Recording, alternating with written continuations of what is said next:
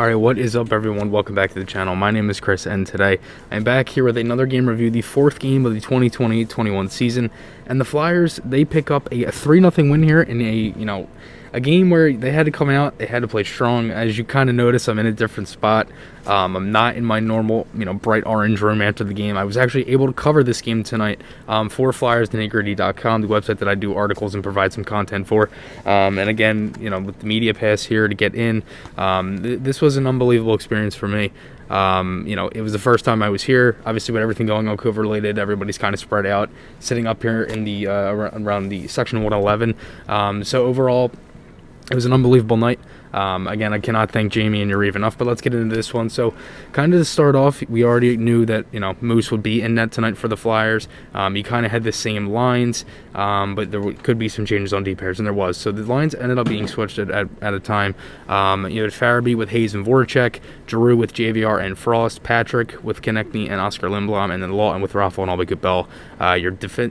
Your defense pairs, Provorov and Sanheim, Gus and Myers, and Hagen with Braun. And then you had Carter Hutton to start off, and Brian Elliott in net for the Flyers as well. So again, start off first period, fourth line starts for the Flyers. Best line last night. Made a lot of sense to start off the game with that line out there. Lawton shot early off the rush, ended up getting whistled down. Hutton had a mass problem, so there was whistle center ice. Solid shift from the G line leads to Buffalo icing. Now Buffalo gets a power play here. At 17:20 they get one. Provorov block, saves a goal off an all-in shot. Raffle gets a high sticking on the power play, and that's a 5-on-3 then. So it's like, okay, great. You lose last night 6-1, and now you take a 5-on-3 in the first 2 to 4 minutes of this game. And, that definitely wasn't something they wanted to, start off with. But again, they kill it off. They had a lot more jump than last night. Lines looked very good together.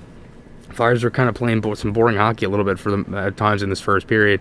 But then as the game went on, as the period kind of went on, they kind of settled it down a little bit. They ended up getting a power play here at 10:53. Couldn't really get set up at all. It was just very bad. Buffalo ended up killing it off. But then after that, the Flyers were really responding, playing with some swagger late in the period.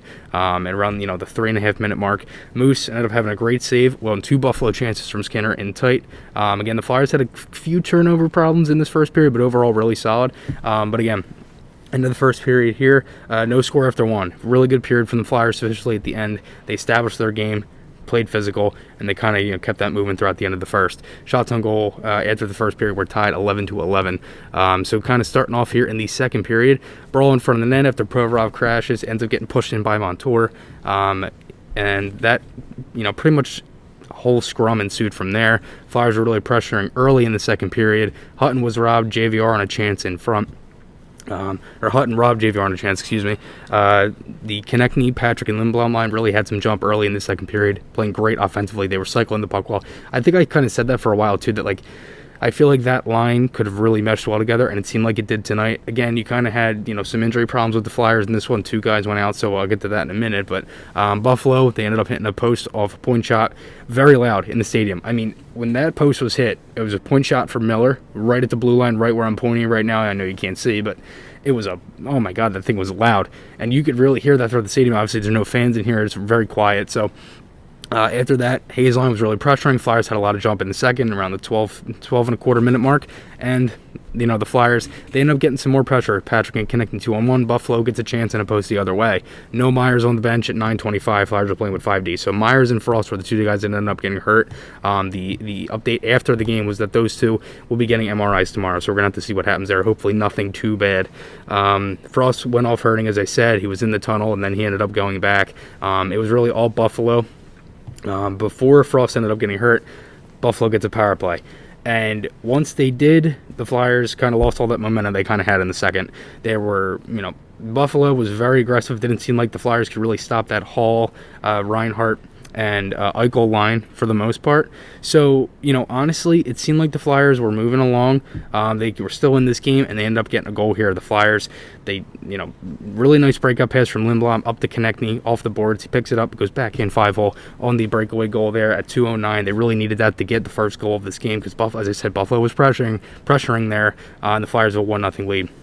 Flyers get a power play here late with 1.7 seconds left. They ended up pulling the goalie. Giroux ended up shooting off the faceoff, ended up going wide.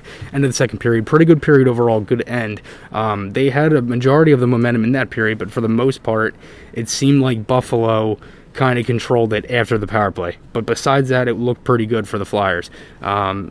honestly, shots on goal after this period, 24-20 in favor of the Sabres. The Flyers had a minute 59 of power play time to run over into the third. Frost was not back out the start of the third, and Myers too. So you played pretty much, you played essentially 2 periods with, 5 defensemen, or, half the game, and you pretty much played, pretty much around half the game without a center and without a defenseman. So, I'm sure that was tough too. So you kind of saw some lines get switched up. Jake ended up going on that line with Giroux and James Van Riemsdyk. Ullmark was out of the game to start the period. Johansson comes in for Buffalo. Few shots on the power play early. They moved the puck really well. Flyers with a lot of icings in a row, and the 12-minute mark, it was around 2 or 3. It definitely hasn't been a perfect game, but as I said, it was pretty much night and day compared to last night.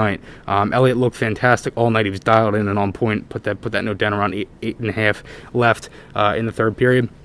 Sanheim had a really nice play to break up a Buffalo rush. Flyers ended up getting caught, though. Again, that Eichel line really was generating their chances. The Sabres had 40 shots to end this game, so, you could tell that they had some pressure going. Buffalo was not a team that you could just want to, roll over like that. So they have looked very good in the 2 games that the Flyers played against them overall, especially that Eichel line. 2-0 Flyers here. They ended up getting a goal. Voracek off a 2-on-1 play with Hayes sends it over, and the Flyers ended up getting, it was a play where Buffalo kind of had some zone time, and Gustafsson kind of, airlofted it out, and Hayes just had a 2-on-1. It was like a play where, Miller ended up getting caught at the line. Hayes gets a 2-on-1, makes a great play to get the pass over, and Voracek shoots and scores. And it's a 2-0 win for the Flyers. They had really needed that too. So when the Sabres had a lot of pressure, the Flyers eased the game down and ended up coming down and scoring to kind of make it, that was kind of the exhale moment for me, and I'm sure other people too, because the Sabres were pressuring at that point. Sabres empty net around the 2.5 left. 3-0 goal here. Hayes with the empty netter. So, again, really solid game from the Flyers tonight. Really better effort, to be honest. For the most part, they had to play a certain style where they could come in, play smart, played physical. They definitely established their game early. I would honestly say it was probably their most consistent effort of the season so far. It was not a great game, I will say that. They were a little sloppy. They definitely have given up way too many shots in the first 4 games so far. We're definitely going to want to have to kill that. But again, Frost and Myers getting MRIs tomorrow, hopefully not too much there. And again, I seriously cannot thank you all enough for the support throughout the game. I had so many people texting me, Instagram DMs, Twitter messages, Snapchat, everything. I really do appreciate all you guys with the support. This was an unbelievable experience. I cannot thank Jamey Yariv, the rest of the Flyers nitty-gritty team. And again, I will have a story article pretty much coming up either tonight or tomorrow. Stay tuned for that on Twitter. If you don't follow me there, it's _@ChrisMayer. Seriously, give Jamey Yariv a follow. Everybody at Flyers nitty-gritty.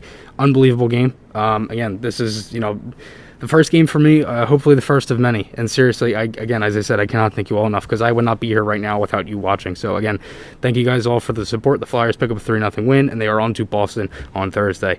I'll talk to you all again soon, and let's go Flyers.